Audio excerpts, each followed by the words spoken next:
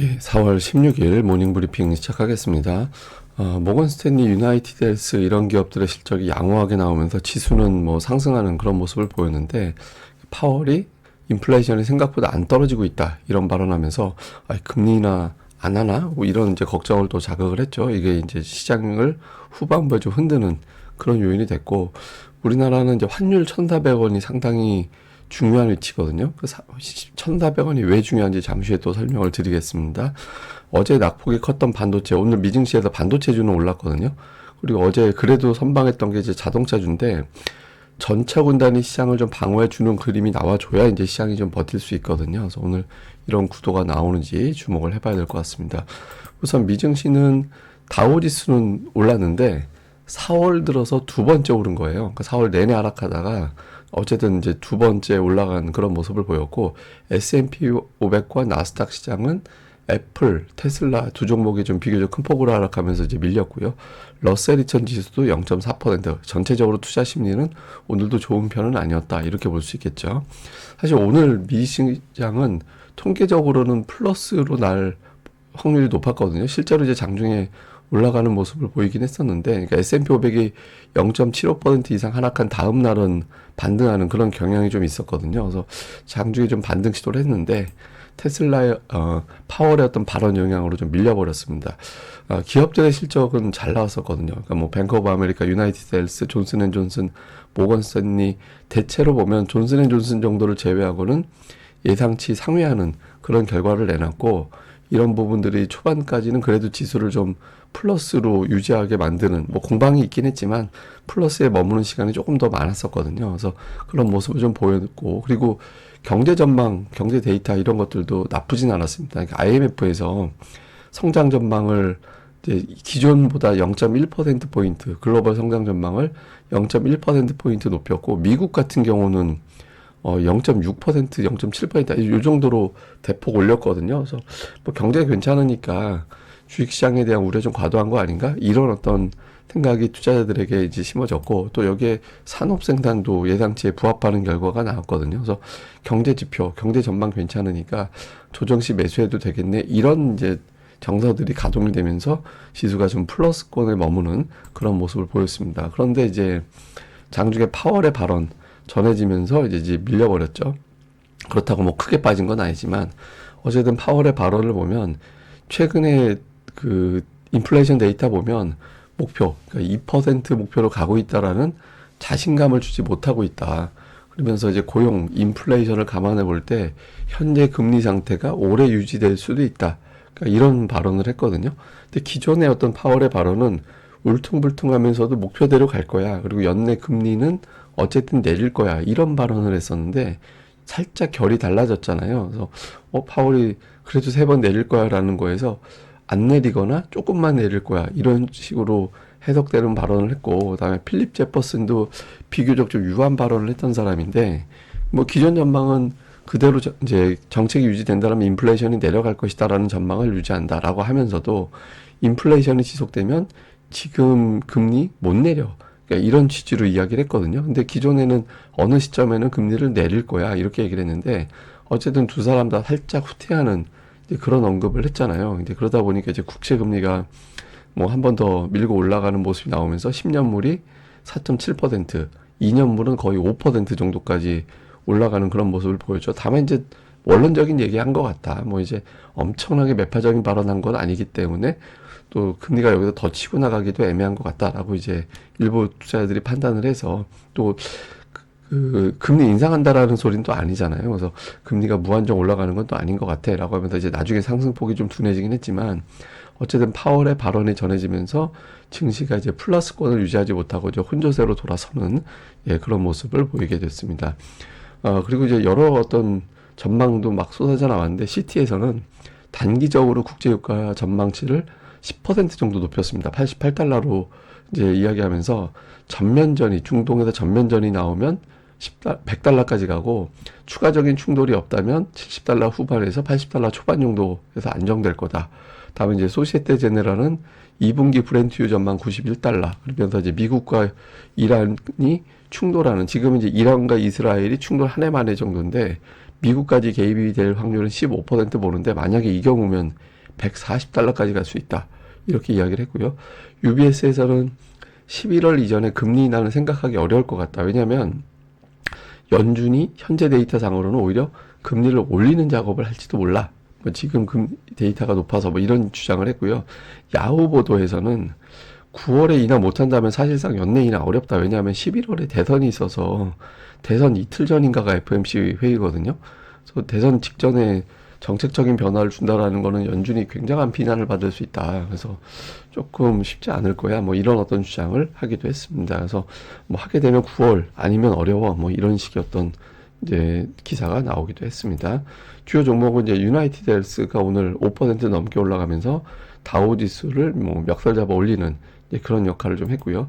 그다음에 그 모건 스탠리가 2.5% 실적 잘 나오면서 2.5% 올라가면서 이제 금융주를 좀 지탱을 해주는 그런 역할을 했고, 오늘 나스닥하고 S&P 500을 덜 빠지게 만든 거는 엔비디아였습니다. 엔비디아가 1.6% 올라가면서 플러스를 냈고, 또 이제 반도체 지수 자체를 또 견인을 하는 그런 역할을 했거든요. 그래서 엔비디아가 이제 1.6%. 그 외에 뭐 하락한 쪽 특징주는 테슬라가 오늘 또 빠졌죠. 그래서 시가총액 5천억 달러가 붕괴가 되네 마네 막 그렇게 됐는데, 어쨌든 테슬라는 감원 이슈로 좀 부진한 그런 모습이 나타나고 있습니다. 자, 그리고 최근에 시장이 좀 빠지는 게 있는데, 이게 현금 비중이 낮고 주식 비중이 높아져서 투자자들의 어떤 비중이 2년 만에 최대치로 올라온 게 좀 발목을 잡을 수 있다, 이런 주장이 있어요. 왜냐하면 이제 매수할 여력이 별로 없고 이제 주식을 많이 갖고 있다 보니까 매도할 물량이 많아져서 지금 그동안에 매수세가 강하게 유입됐던 게 오히려 발목 잡지 않겠느냐, 그러니까 이런 주장이 있고, 또 일부에서는 최근에 이제 옵션 거래에서 이제 파생 시장에서 상승 베팅한 규모가 엄청나게 많았는데, 이게 만약에 아직은 이게 지수가 엄청나게 빠진 건 아니니까 이제 미증시에서 추가적으로 빠진다면 그게 이제 역매물 현상이 초래가 되면서 굉장히 쏟아져 나올 수도 있다. 뭐 이런 주장도 일부에서는 제기가 됐습니다. 그래서 적당히 빠져야지 크게 빠지면 더 골치 아파. 뭐 이런 식의 어떤 논리죠. 자, 우리 증시는 정말 많이 빠진 게 그 코스피하고 코스닥 시장을 보세요. 그러니까 코스피는 이스라엘만큼 빠졌고요. 코스닥은 이스라엘보다 더 많이 빠졌습니다. 그러니까 우리 증시가 반응이 좀 유난해요. 그러니까 뭐 원유 수입 많이 해서 유가 올라가면 불리하지라고 얘기하지만, 일본도 원유 수입, 중국도 원유 수입 많이 하는 나라잖아요. 예, 그리고 뭐 반도체 관련하면 또 대만도 반도체 지수가 사실상 전체 지수라고 봐야 되는 나라고. 그러니까 우리나라가 좀 유난하게 반응하는 그런 측면이 있거든요. 여러 가지 요인이 있겠죠. 근데 제가 뭐 또 여러 가지 또 뭐 얘기를 또 하면은 이상한 얘기가 또 섞일 수도 있어서, 하여튼 우리 시장이 좀 유난한 편이고, 그런 이면에는 환율이 또 금융시장이 예를 들어서 이런 게 있어요. 그러니까 3대 금융시장, 채권, 외환, 주식 하나 더 플러스하면 원자재, 이렇게 이제 4개 정도가 되는데, 특히 우리나라의 어떤 환율, 뭐 그다음에 이제 증시, 특히 코스닥 시장이 조금 더 예민하게 반응을 하는 그런 모습들이 나타나고 있거든요. 그래서 재료에 대해서 좀 시장의 어떤 변동성이 유난하게 커지고 있다. 그러니까 지금 근데 최근 들어서 보면 환율의 어떤 변동성에 두세 배 정도 증시가 좀 변하는 그런 모습이 나오고 있거든요. 그래서 환율이 어떻게 되느냐, 1,400원이 피크가 되느냐 여부가 상당히 중요할 것 같습니다. 제가 1,400원 이야기는 잠시 후에 좀 다시 한번 정리해 드릴게요. 어쨌든 우리 증시는 이틀 연속 외국인들이 매도를 했죠. 그러니까 1,380원 레벨 넘어가면서부터 외국인들이 이제 주식도 팔고, 그 다음에 선물도 팔고 이렇게 되고 있거든요. 선물이 지금은 제가 보기에는 매수할 여력 5만 계약, 매도할 여력 최대 4만 계약. 이제 매수할 여력이 조금 더 커진 구간이기도 합니다. 근데 앞서 말씀드린 대로 환율이 위험한 자리를 넘어서게 되면 매도할 여력 4만 계약을 마저 털어버릴 수도 있거든요. 그럼 여기서 100포인트 빠지는 시나리오가 나오게 되죠.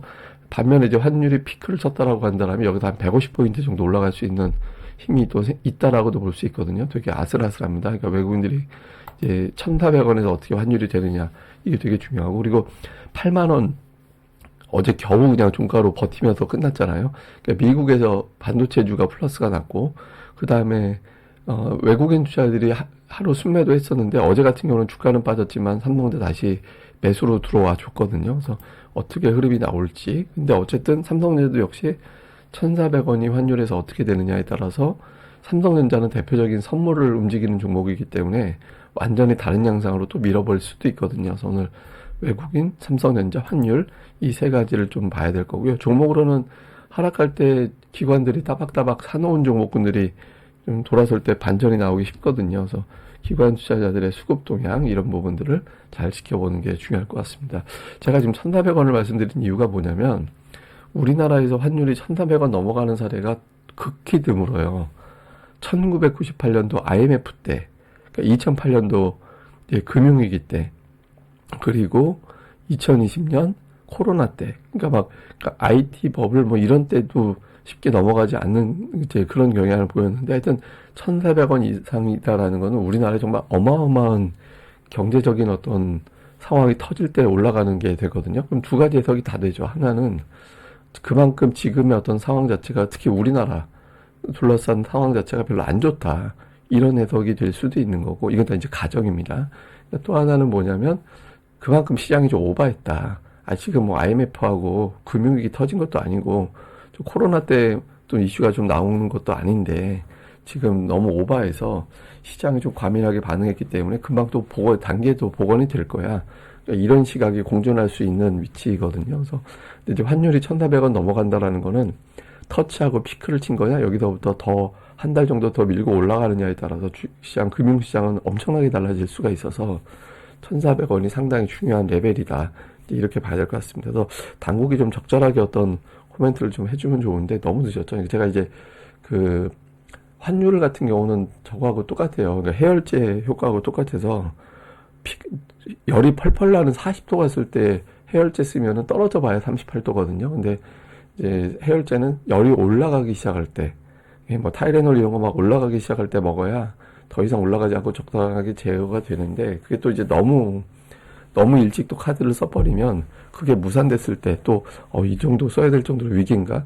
그런 또 위기감이 있어서 이제 조금 늦게 이제 개입한다? 뭐 이런 인상을 주는 것도 타당하다라고 생각이 되는데 조금 늦은 감이 있는 것 같기도 합니다.